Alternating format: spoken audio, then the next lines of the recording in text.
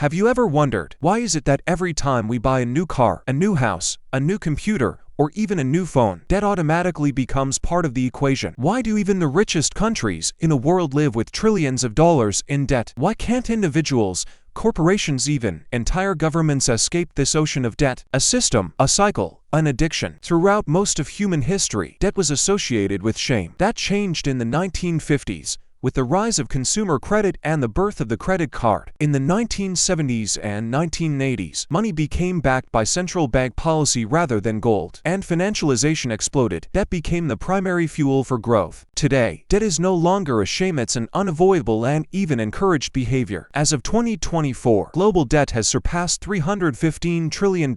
That's nearly 3 times the world's total GDP. What if someone told you that you could own an iPhone for the price of a cup of coffee, or drive off with a brand new car on a 5-year payment plan? Sounds great, right? The moment you buy, the debt begins. You're mortgaging your future labor and income. But in return, you satisfy your need for instant gratification. This is where psychology meets economics. Studies show that purchases made with debt trigger dopamine release in the brain. It creates a real sense of pleasure, but it's temporary and it comes at a cost. I can almost hear you saying, "I'll satisfy myself no matter what." But debt is not just a personal habit, it's also a systemic necessity.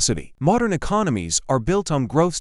Growth equals more production, more consumption, more investment. But once we hit natural consumption limits, the only way to keep the system running is debt. Over the past 20 years, falling interest rates made money cheap, encouraging people to borrow more. Spending tomorrow's income today fuels today's economy. And as long as this cycle continues, the system survives. As you follow the debt cycle I'm about to explain, you'll see for yourself just how deeply we're all part of this system. Short-term debt cycle. Interest rates fall gives borrowing increases, gives spending rises, gives the economy grows. Inflation rises, gives interest rates go up, gives debt becomes expensive, gives demand drops. Recession hits, gives central bank lowers rates again. The cycle restarts. Long-term debt cycle. Debt grows so large, it can no longer be repaid. Interest rates are already near zero or negative. There's no room left for new stimulus. The solution: money printing, inflation, asset bubbles, and eventually a systemic reset. So, is it possible to escape this cycle? In theory, yes. By cutting spending, boosting productivity, and restructuring debt, and by improving financial literacy through education. But in the real world, these steps are politically risky because no one wants to win an election promising austerity. The system is addicted to debt, and every new solution usually creates even more of it. Debt is the invisible chain of our era. No matter how shiny it looks, there's always a price to pay. At Finlectica,